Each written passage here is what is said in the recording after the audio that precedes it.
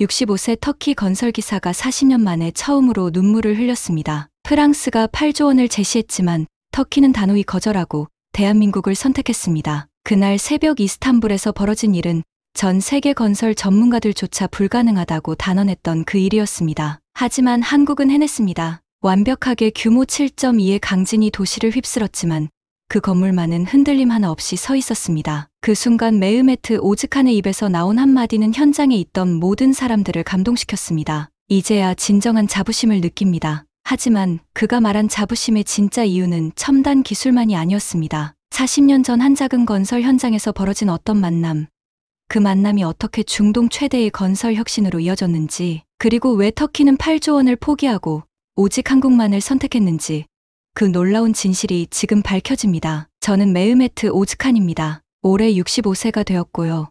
터키 이스탄불에서 40년 넘게 건물을 짓는 일을 하고 있었어요. 사람들은 저를 수석 현장 감독이라고 부르고 있었지만 저 스스로는 그냥 평범한 기술자라고 생각하고 있었습니다. 아침 6시 알람 소리에 눈을 뜨고 있었어요. 창밖으로 보스포루스 해협이 새벽 안개에 휩싸여 있었습니다. 저는 커피 한 잔을 마시며 오늘도 현장에 나가야 한다는 생각을 하고 있었어요. 40년간 매일 반복되고 있는 일상이었습니다. 하지만 저희 가슴 한편에는 늘 무거운 돌덩이 같은 게 놓여 있었어요. 아무리 튼튼하게 지었다고 생각해도 지진이 오면 무너질 수 있다는 불안감이 항상 따라다니고 있었습니다. 2023년 그 끔찍한 지진 때 수많은 건물들이 무너지는 걸 봤거든요. 그날 아침 아내가 저에게 말하고 있었어요. 여보, 오늘 뉴스 봤어요. 정부에서 중요한 발표를 한다던데요. 저는 별로 신경 쓰지 않고 있었습니다. 정치인들의 말은 늘 똑같았거든요. 하지만 그날의 발표는 제 인생을 완전히 바꿔놓을 거라는 걸 그때는 몰랐어요. 현장에 도착하자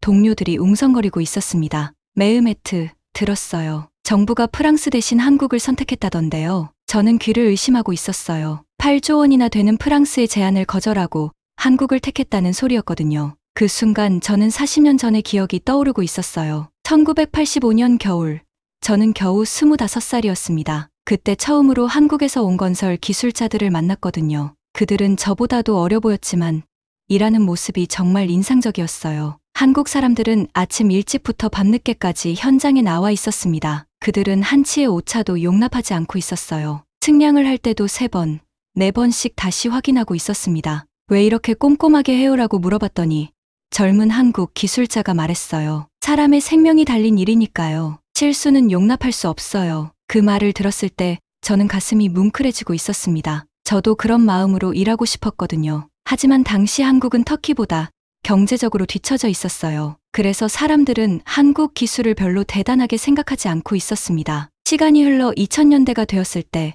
터키는 빠르게 발전하고 있었어요. 보스포루스 해협 주변에 고층 빌딩들이 하나둘씩 올라가고 있었습니다. 저는 그 중심에서 현장을 지휘하고 있었어요. 하지만 마음 한편으로는 늘 불안했습니다. 2023년 2월 6일, 그날은 제 인생에서 절대 잊을 수 없는 날이에요. 새벽에 큰 지진이 일어났거든요. 저는 급하게 현장들을 돌아다니며 확인하고 있었습니다. 그런데 제가 지은 건물들 중 몇 개가 심하게 손상되어 있었어요. 더 충격적인 건 다른 현장의 건물들이 완전히 무너져 내리고 있다는 소식이었습니다. 그 잔해 속에서 사람들이 구조되고 있는 모습을 TV로 보고 있었어요. 저는 그날 밤 잠을 이룰 수 없었습니다. 내가 40년간 뭘 하고 있었나 하는 생각이 계속 머릿속을 맴돌고 있었어요. 그 이후로 저는 자신감을 잃고 있었습니다. 아무리 열심히 해도, 아무리 경험이 많아도 자연 앞에서는 무력했거든요. 아들이 건축가가 되어서 새로운 설계 방법을 제안해도 저는 고개를 젓고 있었어요. 전통적인 방법이 가장 안전해라고 말하면서도 속으로는 확신이 서지 않고 있었습니다. 아내는 저의 변화를 눈치채고 있었어요. 여보, 요즘 많이 우울해 보여요. 뭔가 고민이 있나요? 하지만 저는 속마음을 털어놓을 수가 없었습니다. 40년간 쌓아온 자부심이 한순간에 무너져 내리고 있다는 걸 어떻게 말할 수 있겠어요. 딸과 4명의 손자들은 여전히 할아버지의 일을 자랑스러워하고 있었습니다. 할아버지가 지은 건물들이 정말 멋있어요 라고 말할 때마다 저는 가슴이 아팠어요. 과연 이 건물들이 다음 지진에도 견딜 수 있을까 하는 걱정이 계속되고 있었거든요. 그러던 2024년 가을, 갑자기 놀라운 소식이 들려왔어요. 터키 정부가 건설 기술 혁신을 위해 외국과 협력하기로 했다는 거였습니다. 프랑스, 독일, 일본, 한국 등 여러 나라가 제안서를 냈다고 하고 있었어요. 프랑스는 정말 엄청난 금액을 제시하고 있었습니다. 8조 원이라는 돈으로 최첨단 기술을 전수해주겠다는 거였어요. 언론에서는 프랑스가 유력하다고 보도하고 있었습니다. 저도 당연히 프랑스가 선택될 거라고 생각하고 있었어요. 하지만 정부의 최종 발표는 모든 사람을 놀라게 했습니다. 터키는 한국과 건설 기술 협력을 하기로 결정했습니다. 뉴스를 보고 있던 저는 눈을 의심하고 있었어요. 8조 원을 포기하고 한국을 선택했다는 게 믿어지지 않았거든요. 그날 저녁 현장 동료들과 함께 이야기를 나누고 있었습니다. 왜 한국을 선택했을까요? 프랑스 기술이 더 좋은 거 아닌가요? 사람들은 의아해하고 있었어요. 하지만 저는 왠지 모르게 가슴이 설레고 있었습니다. 40년 전 만났던 그 젊은 한국 기술자들의 모습이 떠오르고 있었어요. 그들의 진정성 있는 태도, 안전을 최우선으로 생각하는 마음가짐이 기억나고 있었습니다. 혹시 그때의 그 마음이 지금까지 이어져 오고 있는 건 아닐까 하는 생각이 들었어요. 뉴스에서는 한국 선택의 이유를 설명하고 있었습니다. 한국은 단순한 기술 판매가 아니라 진정한 기술 이전을 약속했습니다. 터키 기술자들이 스스로 기술을 습득하고 발전시킬 수 있도록 체계적인 교육을 제공하겠다고 했어요. 그 말을 듣는 순간 저는 무릎을 치고 있었습니다. 바로 이거야. 저는 평생 이런 협력을 꿈꿔왔거든요. 일방적으로 기술을 받는 게 아니라 함께 배우고 발전하는 것 말이에요. 프랑스의 8조 원보다 더 값진 것이 바로 이거라는 생각이 들고 있었습니다. 그날 밤 저는 오랜만에 희망을 품고 있었어요. 65세라는 나이가 전혀 문제되지 않았습니다. 오히려 40년간의 경험이 드디어 진짜 빛을 발할 수 있겠다는 확신이 들고 있었어요. 한국이라는 나라에 대한 오래된 기억이 다시 살아나고 있었습니다. 아내에게 말했어요. 여보, 저 이제 새로운 시작을 할 수 있을 것 같아요. 아내는 오랜만에 보는 제 밝은 표정에 놀라고 있었습니다. 정말요, 뭔가 달라 보여요. 저는 가슴 깊숙한 곳에서 용기가 솟아오르고 있는 걸 느끼고 있었어요. 그날 밤 잠자리에 누워서도 저는 계속 생각하고 있었습니다. 터키가 한국을 선택한 진짜 이유가 뭘까요? 단순히 기술 때문만은 아닐 거예요. 40년 전부터 쌓아온 신뢰, 그리고 진정성 있는 협력에 대한 믿음 때문이 아닐까 하는 생각이 들고 있었어요. 프랑스의 8조 원보다 더 값진 것, 그건 바로 마음이었습니다. 진심으로 함께 발전하고자 하는 마음, 상대방을 존중하는 마음, 그리고 안전을 최우선으로 생각하는 마음 말이에요. 저는 이제 그런 마음으로 다시 시작할 수 있다는 희망을 품고 있었습니다. 다음 날 아침, 저는 일어나자마자 뉴스를 확인하고 있었어요. 한국에서 기술진이 곧 터키에 올 예정이라는 소식이 나오고 있었습니다. 저는 가슴이 두근거리고 있었어요. 40년 만에 다시 한국 사람들과 함께 일할 수 있게 된 거거든요. 현장에 나가는 길에 저는 하늘을 올려다보고 있었습니다. 구름 한 점 없이 맑은 하늘이 펼쳐져 있었어요. 마치 새로운 시작을 축복해주는 것 같았습니다. 저는 오랜만에 힘찬 발걸음으로 현장을 향해 걸어가고 있었어요. 40년의 기다림이 드디어 끝나가고 있었습니다. 새로운 여행이 시작되려고 하고 있었어요. 며칠 후, 저는 집에서 한국에 대해 더 알아보려고 하고 있었어요. 아들이 인터넷에서 한국 건설 다큐멘터리를 찾아주고 있었습니다. 아버지, 이걸 보세요. 한국이 어떻게 발전했는지 나와 있어요. 처음 화면에 나온 건 1980년대 서울의 모습이었어요. 저는 눈을 크게 뜨고 있었습니다. 40년 전 제가 만났던 그 시절의 한국이었거든요. 그때는 정말 가난한 나라처럼 보였는데 지금은 완전히 달라져 있었어요. 63빌딩이 올라가는 과정을 보고 있는데 저는 입이 벌어지고 있었습니다. 당시로서는 정말 엄청난 높이의 건물이었거든요. 하지만 더 놀라운 건 그들의 작업 방식이었어요. 모든 작업자가 안전모를 쓰고 안전띠를 메고 있었습니다. 저 때도 이렇게 안전에 신경을 썼구나. 저는 혼잣말을 하고 있었어요. 1980년대만 해도 터키에서는 안전 장비가 제대로 갖춰져 있지 않았거든요. 하지만 한국은 달랐습니다. 가난했지만 사람의 생명을 소중히 여기고 있었어요. 잠실대교 건설 장면이 나오고 있었습니다. 한강을 가로지르는 거대한 다리가 조금씩 완성되어 가고 있었어요. 저는 화면에 못 박힌 듯 집중하고 있었습니다. 그들의 기술력이 정말 대단했거든요. 특히 놀라운 건 품질 관리 시스템이었어요. 콘크리트 하나하나까지 철저하게 검사하고 있었습니다. 강도 측정, 성분 분석, 모든 걸 기록으로 남기고 있었어요. 이 정도면 정말 튼튼하겠네. 저는 감탄하고 있었습니다. 그런데 더 놀라운 장면이 나오고 있었어요. 현대의 한국 건설 현장이었습니다. 드론이 하늘을 날아다니며 현장을 촬영하고 있었어요. 로봇이 자재를 나르고 있었습니다. 저는 꿈을 꾸고 있는 건 아닌지 의심하고 있었어요. 이게 정말 건설 현장인가요? 저는 아들에게 물어보고 있었습니다. 아들도 놀란 표정을 짓고 있었어요. 아버지, 저도 처음 봐요. 이런 기술이 있는 줄 몰랐어요. 화면에서는 한국의 스마트 건설 시스템을 설명하고 있었습니다. 모든 작업자의 움직임이 실시간으로 모니터링되고 있었어요. 위험한 상황이 감지되면 즉시 경고음이 울리고 있었습니다. 저는 이런 시스템을 상상해 본 적도 없었어요. 가장 인상 깊었던 건 내진 설계 기술이었습니다. 지진이 발생했을 때 건물이 어떻게 반응하는지 컴퓨터로 시뮬레이션하고 있었어요. 건물이 좌우로 흔들리면서도 무너지지 않고 있었습니다. 저는 가슴이 뛰고 있었어요. 이런 기술이 있다면 2023년 지진 때도 저는 말을 끝까지 하지 못하고 있었습니다. 목이 메어오고 있었거든요. 만약 우리가 이런 기술을 가지고 있었다면 그렇게 많은 사람들이 다치지 않았을 텐데요. 다큐멘터리에서는 한국 건설 현장의 안전 문화를 보여주고 있었습니다. 작업 전에 반드시 안전 교육을 받고 있었어요. 모든 작업자가 안전 수칙을 외우고 있었습니다. 안전은 선택이 아니라 필수다라는 구호가 현장 곳곳에 붙어 있었어요. 저는 40년 전 만났던 젊은 한국 기술자의 말이 떠오르고 있었습니다. 사람의 생명이 달린 일이니까요. 그 마음가짐이 지금까지 이어져 오고 있는 거였어요. 기술은 발전했지만 근본 정신은 변하지 않았습니다. 화면에는 한국의 해외 건설 프로젝트들이 나오고 있었어요. 두바이의 초고층 빌딩, 말레이시아의 쌍둥이 빌딩, 사우디아라비아의 거대한 플랜트까지 한국 기업들이 전 세계에서 인정받고 있었습니다. 정말 대단하네요.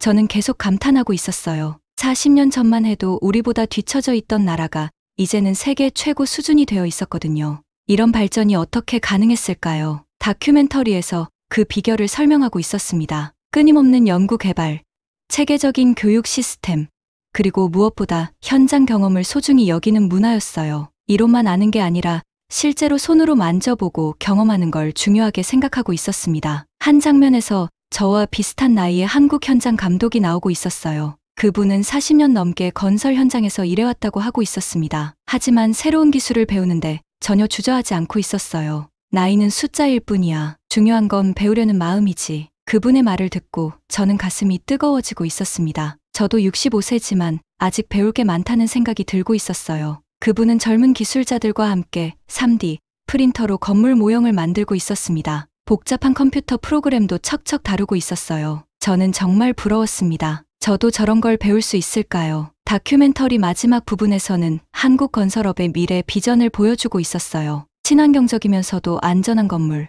에너지를 스스로 만들어내는 건물, 지진이나 태풍에도 끄떡없는 건물들이 나오고 있었습니다. 저는 화면을 보면서 꿈을 꾸고 있었어요. 언젠가 터키에도 이런 건물들이 들어설 수 있을까요? 그리고 제가 그런 건물을 짓는데 도움이 될 수 있을까요? 다큐멘터리가 끝나자 저는 한참 동안 말을 하지 못하고 있었습니다. 너무 많은 감정이 한꺼번에 밀려오고 있었거든요. 놀라움, 감동, 부러움, 그리고 희망까지. 아들이 저에게 물어보고 있었어요. 아버지, 어떠세요? 한국 기술이 정말 대단하죠. 저는 고개를 끄덕이고 있었습니다. 정말 상상도 못했어. 이런 기술이 있다니. 그날 저녁 아내와 함께 산책을 하고 있었어요. 저는 낮에 본 다큐멘터리 이야기를 계속하고 있었습니다. 여보, 한국이 정말 대단해요. 40년 만에 완전히 다른 나라가 되었어요. 아내도 신기해하고 있었어요. 그래요. 그럼 우리나라도 그렇게 될 수 있을까요? 저는 확신에 차서 대답하고 있었습니다. 물론이에요. 한국과 함께라면 가능할 거예요. 집으로 돌아가는 길에 저는 하늘의 별들을 보고 있었어요. 40년 전에도 똑같은 별들이 떠 있었을 텐데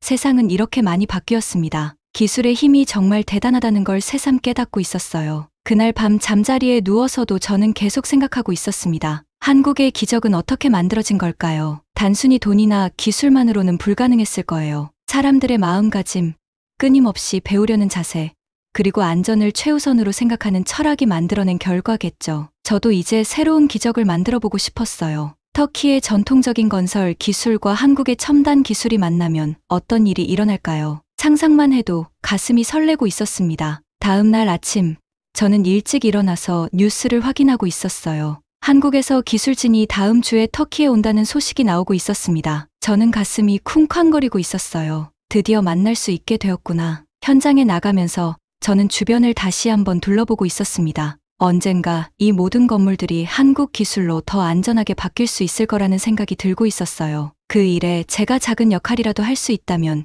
정말 행복할 것 같았습니다. 한국의 기적을 목격한 저는 이제 확신하고 있었어요. 터키도 분명히 할 수 있을 거라고요. 다음 주가 되자 앙카라에서 국제건설기술 박람회가 열린다는 소식이 들려왔어요. 저는 회사에 휴가를 내고 꼭 가보겠다고 말하고 있었습니다. 40년 경력의 베테랑이 박람회를 보러 간다니까 동료들이 신기해하고 있었어요. 메으메트, 왜 갑자기 박람회에 관심이 생겼어요? 후배가 물어보고 있었습니다. 저는 웃으면서 대답했어요. 늙어도 배울 건 배워야지. 특히 한국 기술을 직접 보고 싶어서 말이야. 앙카라로 가는 기차 안에서 저는 설레고 있었어요. 창밖으로 터키의 아름다운 풍경이 지나가고 있었습니다. 저는 가방에서 메모장을 꺼내 한국에 대해 궁금한 것들을 적어보고 있었어요. 박람회장에 도착하자 정말 많은 사람들이 모여 있었습니다. 독일, 프랑스, 일본, 한국 등 세계 각국의 부스가 늘어서 있었어요. 저는 먼저 독일 부스부터 둘러보기 시작했습니다. 독일 부스는 정말 인상적이었어요. 거대한 기계들이 전시되어 있었고 모든 게 정밀하게 만들어져 있었습니다. 독일 기술자가 설명하고 있었어요. 우리 기계는 밀리미터 단위까지 정확합니다. 하지만 가격을 듣고 저는 깜짝 놀라고 있었어요. 정말 비쌌거든요. 게다가 유지 비용도 만만치 않았습니다. 좋긴 하지만 우리 현실과는 맞지 않네.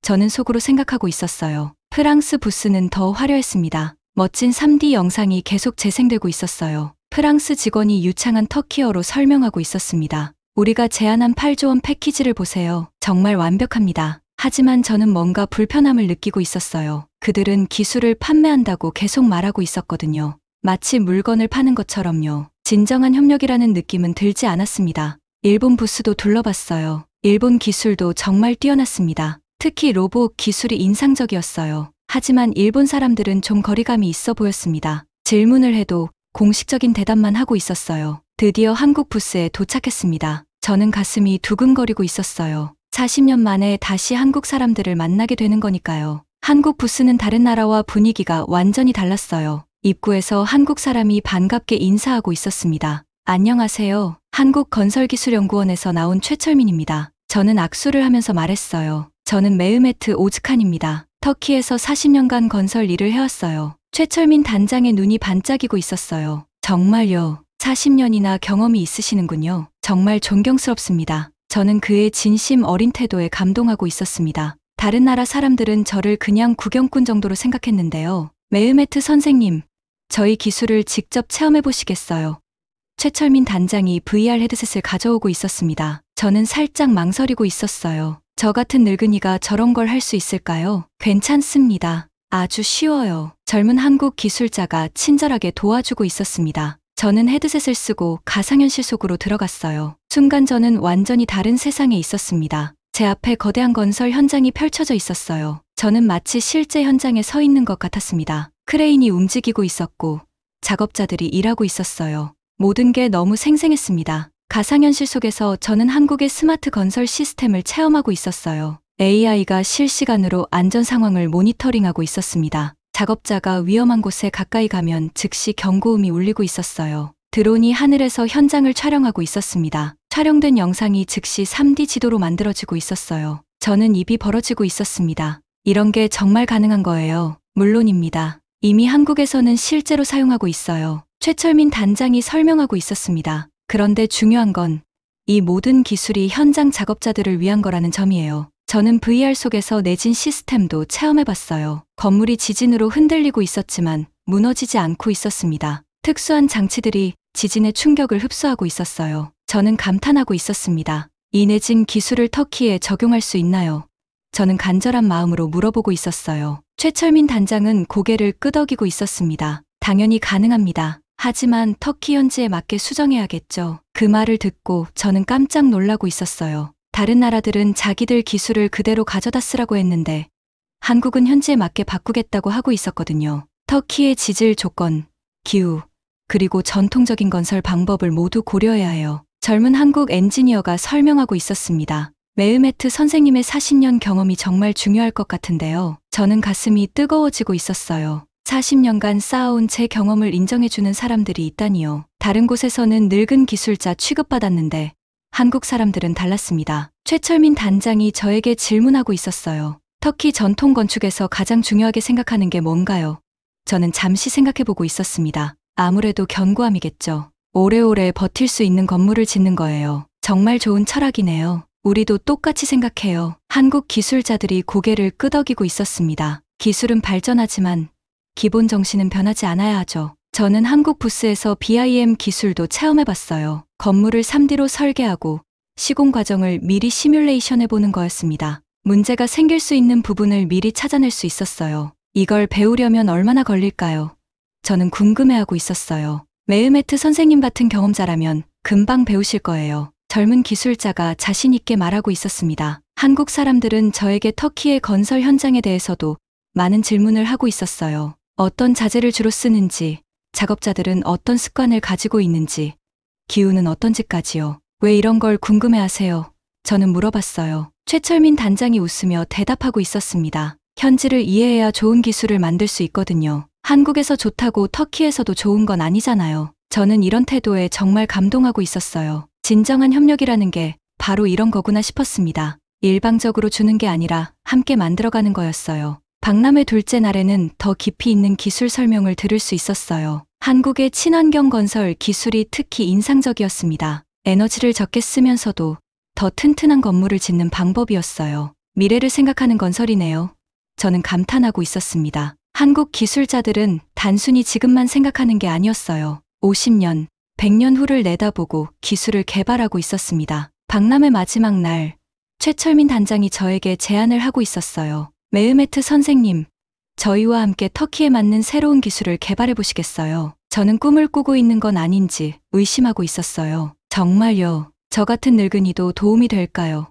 저는 겸손하게 물어보고 있었습니다. 선생님의 경험 없이는 불가능해요. 이론만으로는 한계가 있거든요. 그날 저녁 호텔에서 저는 한국 기술진들과 함께 식사를 하고 있었어요. 그들은 저를 진짜 동료처럼 대해주고 있었습니다. 나이나 국적이 전혀 문제가 되지 않았어요. 메흐메트 선생님 덕분에 터키에 대해 많이 배웠어요. 젊은 엔지니어가 고마워하고 있었습니다. 저도 그들 덕분에 새로운 세상을 알게 되었다고 말했어요. 그날 밤 저는 잠이 오지 않아서 호텔 창가에 앉아 있었어요. 앙카라의 야경이 아름답게 펼쳐져 있었습니다. 저는 40년 만에 처음으로 진짜 설렘을 느끼고 있었어요. 한국과의 만남은 단순한 기술 교류가 아니었습니다. 서로 다른 문화와 경험이 만나 새로운 가능성을 만들어내는 거였어요. 저는 이제 정말 새로운 시작을 할 수 있을 것 같았습니다. 박람회가 끝나고 한 달 후, 저는 이스탄불에서 한국 기술진들과 함께 첫 번째 시범 프로젝트를 시작하고 있었어요. 20층짜리 아파트 건물이었는데 한국의 최신 내진 기술을 적용하기로 했습니다. 저는 터키와 한국 팀 사이의 조정 역할을 맡고 있었어요. 첫날부터 문제가 생기고 있었어요. 터키 작업자들이 한국 기술자들의 지시를 이해하지 못하고 있었습니다.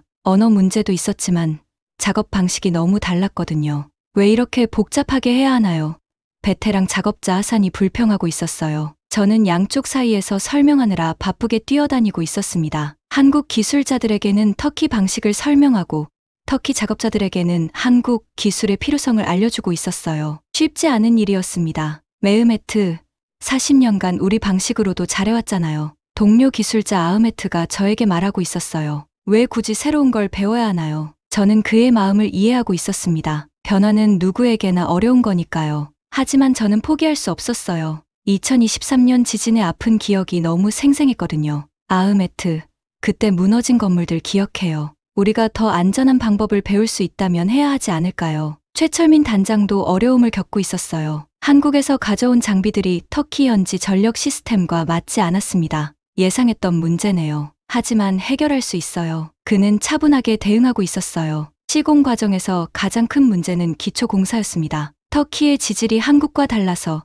기존 설계를 수정해야 했어요. 저는 40년간의 경험을 바탕으로 조언하고 있었습니다. 이 지역 땅은 점토층이 깊어요. 더 깊이 파야 할 거예요. 한국 기술자들이 제 말을 진지하게 듣고 있었어요. 추가 지질 조사를 실시한 결과 제 예상이 맞았습니다. 메흐메트 선생님 덕분에 큰 문제를 피했네요. 젊은 엔지니어 김민수가 고마워하고 있었어요. 하지만 더 큰 시련이 기다리고 있었습니다. 공사가 한창 진행되고 있을 때 언론에서 부정적인 기사가 나오기 시작했어요. 검증되지 않은 한국 기술, 과연 안전할까라는 제목이었습니다. 프랑스 건설 업체들이 뒤에서 움직이고 있다는 소문이 돌고 있었어요. 자신들의 8조 원 제안이 거절당한 것에 대한 불만이었죠. 한국 기술은 아직 터키에서 검증된 적이 없다고 주장하고 있었습니다. 정치인들도 개입하기 시작했어요. 야당에서는 정부가 성급한 결정을 했다며 비판하고 있었습니다. 프랑스와 재협상해야 한다는 목소리도 나오고 있었어요. 저는 걱정이 되기 시작했습니다.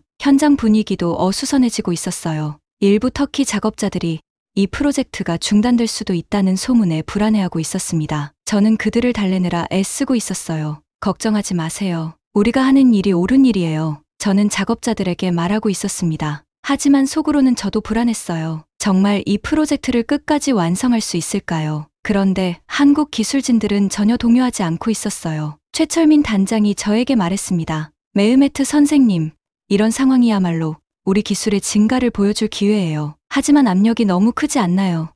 저는 걱정스럽게 물어보고 있었어요. 괜찮습니다. 우리는 우리 기술에 확신이 있어요. 결과로 보여드리겠습니다. 정부에서 독립적인 전문가 위원회를 구성해서 프로젝트를 재검토하기로 했어요. 독일, 일본, 미국에서 온 국제 전문가들이 참여했습니다. 저는 긴장되고 있었어요. 검증 과정은 정말 까다로웠어요. 구조 계산부터 시작해서 자재 품질, 시공 방법까지 모든 걸 다시 점검하고 있었습니다. 한국 기술진들은 모든 질문에 성실하게 답변하고 있었어요. 특히 내진 시스템에 대한 검증이 집중적으로 이루어졌어요. 컴퓨터 시뮬레이션을 통해 가상의 지진 상황을 만들어 테스트하고 있었습니다. 저는 화면을 보면서 손에 땀이 나고 있었어요. 결과는 놀라웠어요. 규모 8.0의 강진에도 건물이 안전하게 견딜 수 있다는 게 증명되었습니다. 독일 전문가도 이론적으로는 완벽하다고 인정하고 있었어요. 하지만 일부 사람들은 여전히 의심하고 있었어요. 컴퓨터 시뮬레이션과 실제는 다르다는 주장이었습니다. 저는 답답했어요. 어떻게 하면 이 사람들을 설득할 수 있을까요?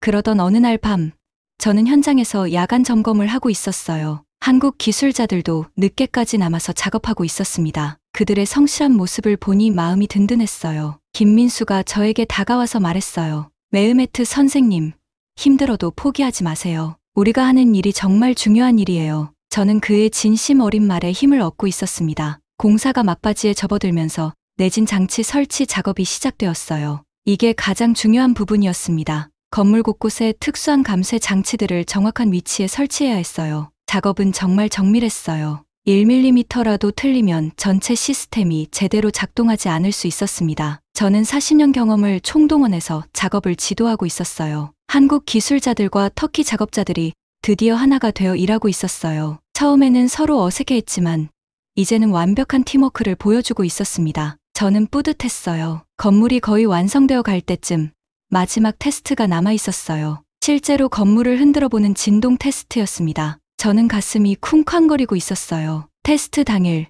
많은 사람들이 몰려왔어요. 정부 관계자, 언론, 그리고 의심의 눈초리를 보내던 사람들까지요. 저는 긴장되고 있었지만 한국 기술진들은 자신만만해 보였어요. 자, 이제 시작합니다. 최철민 단장이 버튼을 누르고 있었어요. 건물이 서서히 흔들리기 시작했습니다. 마치 지진이 일어난 것처럼요. 건물은 좌우로 흔들렸지만 전혀 위험해 보이지 않았어요. 내진 장치들이 완벽하게 작동하고 있었습니다. 저는 안도의 한숨을 쉬고 있었어요. 테스트가 끝나자 모든 사람들이 박수를 치고 있었어요. 의심했던 사람들도 이제는 인정할 수밖에 없었습니다. 한국 기술이 정말 뛰어나다는 걸요. 하지만 진짜 시험은 아직 남아 있었어요. 자연이 직접 내린 시험 말이에요. 2025년 8월 15일 새벽 4시 23분.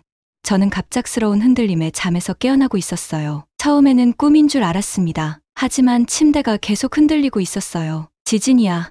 저는 벌떡 일어나면서 소리쳤습니다. 아내도 놀라서 깨어나고 있었어요. 여보, 이게 뭐야? 정말 심하네요. 집 안에 물건들이 떨어지는 소리가 들리고 있었습니다. 저는 급하게 아내 손을 잡고 안전한 곳으로 피하고 있었어요. 흔들림이 멈추자 저는 즉시 휴대폰을 확인하고 있었습니다. 규모 7.2의 강진이었어요. 2023년 지진 이후 가장 큰 지진이었습니다. 저는 가슴이 철렁하고 있었어요. 우리가 지은 건물은 괜찮을까요? 여보, 현장에 가봐야 해요. 저는 서둘러 옷을 입고 있었습니다. 아내가 걱정스럽게 말했어요. 조심해요. 여진이 또 올 수 있어요. 하지만 저는 기다릴 수 없었어요. 차를 타고 현장으로 향하는 길에 저는 주변 상황을 보고 있었어요. 여러 건물들이 피해를 입고 있었습니다. 벽에 금이 가거나 유리창이 깨진 건물들이 눈에 띄고 있었어요. 저는 더욱 불안해지고 있었습니다. 드디어 우리 건물이 보이기 시작했어요. 저는 차에서 내리자마자 달려가고 있었습니다. 그런데 놀라운 광경이 펼쳐져 있었어요. 주변 건물들은 손상을 입었는데 우리 건물만 멀쩡하게 서 있었습니다. 이럴 수가. 저는 눈을 의심하고 있었어요. 20층짜리 건물이 아무런 손상 없이 그대로 서 있었습니다. 외벽에 금 하나 없었어요. 마치 지진이 없었던 것처럼요. 최철민 단장도 현장에 와 있었어요. 그는 건물 주변을 돌면서 세세하게 점검하고 있었습니다. 메으메트 선생님, 정말 완벽해요. 손상이 전혀 없어요. 그의 목소리에 흥분이 섞여 있었어요. 저는 건물 안으로 들어가 봤습니다. 놀랍게도 내부도 아무런 손상이 없었어요. 벽에 걸린 시계도 제자리에 있었고 화분도 그대로 놓여 있었습니다. 정말 믿을 수 없는 일이었어요. 한국 기술자 김민수가 흥분해서 말하고 있었어요. 선생님, 내진 시스템이 완벽하게 작동했어요. 모든 감지기가 정상 수치를 보이고 있어요. 저는 가슴이 뛰고 있었습니다. 거주민들이 하나둘씩 건물로 돌아오고 있었어요. 그들도 처음에는 믿지 못하는 표정이었습니다. 정말 우리 집이 안전한 거예요? 한 할머니가 물어보고 있었어요. 네, 완전히 안전해요. 저는 자신 있게 대답하고 있었습니다. 40년 만에 처음으로 이렇게 확신을 가지고 말할 수 있었어요. 정말 자부심이 느껴지고 있었습니다. 곧 뉴스 기자들이 몰려들기 시작했어요. 이 건물만 왜 멀쩡한가요? 정말 한국 기술 때문인가요? 질문이 쏟아지고 있었습니다. 저는 떨리는 목소리로 설명하고 있었어요. 이 건물에는 한국의 최신 내진 기술이 적용되어 있습니다. 지진의 충격을 흡수하는 특수 장치들이 설치되어 있어요. 저는 자랑스럽게 말하고 있었습니다. 정부 관계자들도 현장에 도착하고 있었어요. 건설부 장관이 직접 와서 건물을 둘러보고 있었습니다. 정말 놀랍군요. 이 정도 지진에도 끄떡없다니요. 가장 감동적인 순간은 따로 있었어요. 건물에 살고 있던 한 가족이 저를 찾아왔습니다. 아버지가 눈물을 흘리며 말하고 있었어요. 2023년 지진 때 제 형을 잃었어요. 하지만 어젯밤에는 정말 안전함을 느꼈어요. 어린 딸도 저에게 그림을 그려줬어요. 튼튼한 집과 웃고 있는 가족이 그려져 있었습니다. 아저씨가 우리를 지켜줘서 고마워요. 저는 가슴이 뭉클해지고 있었어요. 오후가 되자 더 많은 사람들이 몰려들고 있었어요. 다른 건설 업체 사람들, 정치인들, 그리고 처음에 의심했던 사람들까지요. 모두들 놀라워하고 있었습니다. 프랑스 건설 업체 대표도 와 있었어요. 그는 할 말을 잃고 있었습니다. 자신들이 8조 원을 들여 제안했던 기술보다 한국 기술이 뛰어나다는 게 명백히 증명되었거든요. 독일에서 온 구조 전문가 밀러 박사가 정밀 검사를 하고 있었어요. 이론적으로는 불가능한 일입니다. 하지만 현실이 이론을 뛰어넘었네요. 그는 감탄하고 있었습니다. 저녁 뉴스에서는 이 소식이 메인으로 다뤄지고 있었어요. 한국 기술의 기적이라는 제목으로 보도되고 있었습니다. 저는 TV를 보면서 믿기지 않는 기분이었어요. 건설부 장관이 긴급 기자회견을 열고 있었어요. 오늘 우리는 역사적인 순간을 목격했습니다. 한국과의 기술 협력이 얼마나 현명한 선택이었는지 자연이 직접 증명해줬어요. 앞으로 터키의 모든 중요 건축물에는 이 기술을 적용할 것입니다. 장관의 발표에 박수가 터져나오고 있었어요. 저는 꿈꾸는 것 같은 기분이었습니다. 그날 밤 최철민 단장과 함께 조용한 카페에 앉아 있었어요. 메으메트 선생님, 오늘 정말 대단한 날이었어요. 그가 커피를 마시며 말하고 있었습니다. 저도 40년 만에 처음으로 진짜 자부심을 느꼈어요. 저는 솔직하게 마음을 털어놓고 있었습니다. 이제야 제가 하는 일이 정말 의미 있다는 걸 알겠어요. 최철민 단장이 웃으면서 말했어요. 선생님의 경험과 우리 기술이 만나 이런 기적을 만들어낸 거예요. 혼자서는 불가능했을 일이죠. 국제 언론들도 이 소식을 대대적으로 보도하고 있었어요. CNN에서는 터키에서 일어난 건설, 기술의 기적이라고 했습니다. BBC는 한국 기술이 증명한 안전성이라고 보도하고 있었어요. 전 세계 지진 다발 지역에서 문의가 쏟아지기 시작했어요. 칠레, 페루, 네팔, 인도네시아에서 한국 기술 도입을 원한다고 연락이 오고 있었습니다. 가장 기뻤던 건 터키 사람들의 반응이었어요. 인터넷에는 감사 메시지들이 넘쳐나고 있었습니다. 한국 고마워요. 진짜 친구는 한국이에요 라는 댓글들이 달리고 있었어요. 아들이 저에게 전화를 걸어왔어요. 아버지, 정말 자랑스러워요. 뉴스에 나온 아버지 모습을 보니까 가슴이 뿌듯했어요. 저는 눈물이 핑 돌고 있었습니다. 딸도 손자들과 함께 현장에 와 있었어요. 할아버지가 정말 대단한 일을 하셨구나. 손자들이 저를 우러러보고 있었습니다. 저는 이런 순간을 평생 꿈꿔왔어요. 그날 밤 집에 돌아와서 아내와 함께 앉아 있었어요. 여보, 40년을 기다린 보람이 있네요. 아내가 제 손을 잡으며 말하고 있었습니다. 정말 그래요. 이제야 제가 하는 일에 대해 확신을 가질 수 있어요. 저는 창밖을 바라보며 말했어요. 보스포루스 해협이 달빛에 반짝이고 있었습니다. 지진이 일어나기 전까지는 반신반의했던 사람들도 이제는 완전히 믿고 있었어요. 한국 기술의 우수성이 실제로 증명된 거였습니다. 더 이상 의심의 여지가 없었어요. 다음 날 아침 현장에 나가보니 더 많은 사람들이 건물을 구경하러 와 있었어요. 건설 관련 학생들, 다른 나라 기술자들, 그리고 일반 시민들까지요. 이 건물이 우리의 미래예요. 한 젊은 건축과 학생이 말하고 있었습니다. 저도 이런 안전한 건물을 짓고 싶어요. 저는 그 학생을 보며 희망을 느끼고 있었어요. 기적은 하루아침에 일어난 게 아니었어요. 40년간의 경험, 한국의 앞선 기술, 그리고 양국 기술자들의 진심, 어린 협력이 만들어낸 결과였습니다. 그날 저는 처음으로 진정한 기술자로서의 자부심을 느끼고 있었어요. 65세에 맞은 인생 최고의 순간이었습니다. 지진 이후 3개월이 지난 2025년 11월, 제 삶은 완전히 달라져 있었어요. 터키 정부에서 저를 한국터키 건설기술협력센터의 소장으로 임명했습니다. 65세에 맞은 새로운 출발이었어요. 매일 아침 거울을 보면서 저는 믿기지 않는 기분이었습니다. 새로 지어진 협력센터는 이스탄불 중심가에 있었어요. 20층짜리 현대적인 건물이었는데 당연히 한국 기술로 지어졌습니다. 저는 매일 이 건물에 출근하면서 자부심을 느끼고 있었어요. 40년 만에 처음 느끼는 감정이었습니다. 첫 출근날 아침, 아내가 저에게 새 양복을 입혀주고 있었어요. 여보, 정말 멋있어요. 소장님다워 보여요. 저는 어색하면서도 기뻤습니다. 평생 현장에서 작업복만 입고 살았는데 이제는 정말 달라진 것 같았어요. 센터에는 한국에서 온 기술자 20명과 터키 전문가 50명이 함께 일하고 있었어요. 저는 이들 사이에 다리 역할을 하고 있었습니다. 언어도 다르고 문화도 다른 사람들이 하나의 목표를 향해 나아가도록 돕는 일이었어요. 가장 보람을 느끼는 일은 젊은 터키 기술자들을 가르치는 것이었습니다. 저는 매주 화요일과 목요일에 특별 강의를 하고 있었어요. 터키 전통 기법과 한국 첨단 기술의 만남이라는 제목이었습니다. 여러분, 새로운 기술을 배운다고 해서 우리 전통을 버리는 게 아니에요. 저는 수강생들에게 말하고 있었습니다. 오히려 우리의 좋은 점과 한국의 좋은 점을 합쳐서 더 나은 걸 만드는 거예요. 20대 젊은 엔지니어 엠네가 손을 들고 질문하고 있었어요. 선생님, 그럼 구체적으로 어떻게 합치는 건가요? 저는 웃으면서 칠판에 그림을 그리기 시작했습니다. 예를 들어, 우리 조상들이 만든 돔 구조는 정말 훌륭해요. 지진에도 잘 견디거든요. 여기에 한국의 최신 내진 기술을 더하면 어떨까요?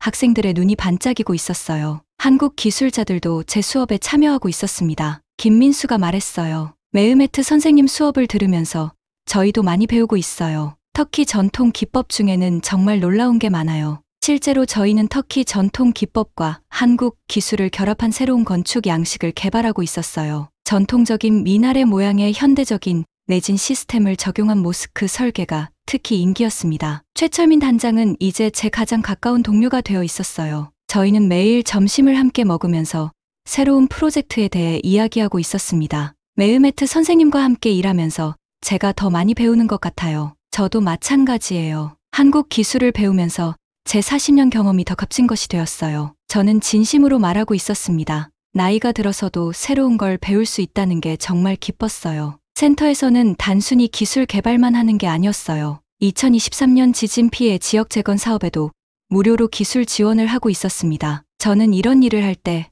가장 보람을 느끼고 있었어요. 어느 날 하타이 지역에서 온 한 할아버지가 센터를 찾아왔어요. 선생님, 제 집도 안전하게 지을 수 있을까요? 돈은 많지 않지만요. 저는 그분의 손을 잡고 말했어요. 걱정하지 마세요. 저희가 도와드릴게요. 가난한 가정을 위한 저소득층 주택 건설 프로젝트도 시작했어요. 한국 기술을 적용하되 비용은 최대한 낮추는 방법을 연구하고 있었습니다. 진정한 기술은 모든 사람을 지켜야 해요. 제 가족들도 큰 변화를 겪고 있었어요. 건축가인 아들 무스타파가 센터에서 인턴으로 일하기 시작했습니다. 아버지와 함께 일할 수 있어서 정말 행복해요. 그가 말하고 있었어요. 아들은 한국 기술을 정말 빨리 배우고 있었어요. BIM 소프트웨어도 능숙하게 다루고 있었고 3D 프린팅으로 건물 모형도 만들고 있었습니다. 아버지, 이 기술들 정말 신기해요. 딸 아이셰도 자주 센터에 놀러 오고 있었어요. 4명의 손자들이 할아버지 사무실을 구경하는 걸 좋아했습니다. 할아버지, 이 컴퓨터로 집을 만들 수 있어요?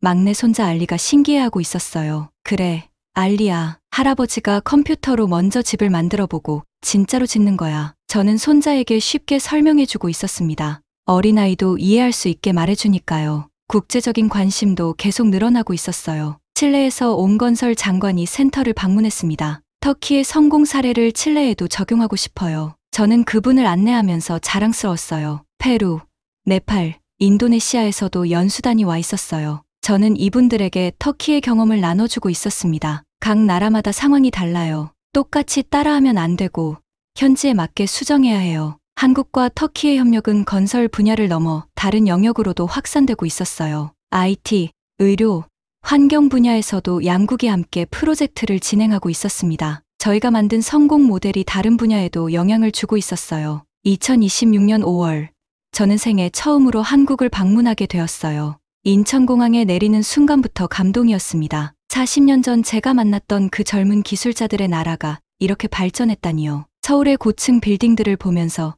저는 입이 벌어지고 있었어요. 한강을 가로지르는 다리들, 지하철 시스템, 모든 게 정말 인상적이었습니다. 이런 걸 직접 만든 사람들과 일하고 있구나 생각하니 가슴이 뿌듯했어요. 한국건설기술연구원을 방문했을 때는 정말 놀랐어요. 거대한 실험실에서 지진 시뮬레이션을 하고 있었고 로봇들이 건설 작업을 하고 있었습니다. 미래가 이미 와 있네요. 저는 감탄하고 있었어요. 가장 인상 깊었던 건 한국 건설 현장의 안전 문화였어요. 모든 작업자가 정말 안전을 생명처럼 여기고 있었습니다. 사람이 가장 소중하다는 문구가 곳곳에 붙어 있었어요. 한국에서 돌아온 후 저는 더욱 열정적으로 일하고 있었어요. 한국에서 본 것들을 터키에도 적용하고 싶었습니다. 특히 안전 문화를 터키 현장에도 정착시키고 싶었어요. 터키 전역을 돌아다니며 강연도 하고 있었어요. 안탈리아, 이즈미르, 부르사, 트라브존까지 가서 현지 기술자들을 만나고 있었습니다. 여러분, 나이는 중요하지 않아요. 배우려는 마음이 중요해요. 지방 도시의 작은 건설업체들도 도와주고 있었어요. 이동식 교육 프로그램을 만들어서 직접 찾아가고 있었습니다. 큰 회사들만 새 기술을 쓰면 안 되죠. 모든 사람이 안전한 집에 살 권리가 있어요. 2026년 12월, 터키 건설업계 최고 영예인 국가공로상을 받게 되었어요. 시상식 당일 저는 정말 떨리고 있었습니다. 65세에 받는 상이라서 더 의미가 컸어요. 시상식장에는 가족들이 모두 와 있었어요. 아내, 아들, 딸, 그리고 4명의 손자들까지요. 제 이름이 불리는 순간 가족들이 박수를 치고 있었습니다. 저는 눈물이 나려고 했어요. 상을 받으면서 저는 이렇게 말했어요. 이 상은 저 혼자만의 것이 아닙니다. 한국의 훌륭한 기술자들, 함께 일한 터키 동료들, 그리고 40년간 저를 지지해준 가족들과 함께 받는 상이에요. 진정한 기술은 혼자서 만들어지지 않아요. 서로 다른 문화와 경험이 만나 새로운 것을 창조하는 거예요. 제 말에 청중들이 큰 박수를 보내주고 있었습니다. 시상식이 끝나고 집으로 돌아가는 길에 저는 하늘을 올려다보고 있었어요. 별들이 반짝이고 있었습니다. 40년 전에도 똑같은 별들이 있었을 텐데 제 인생은 이렇게 많이 바뀌었어요. 이제 저는 새로운 10년 계획을 세우고 있어요. 터키를 세계에서 가장 안전한 나라로 만들고 이 기술을 전 세계로 퍼뜨리는 게 목표입니다. 65세 나이가 전혀 문제되지 않아요. 젊은 기술자들과 함께 일하면서 저도 계속 배우고 있어요. 어제는 AI를 활용한 건물 설계에 대해 배웠습니다. 할아버지도 AI를 배우시네요.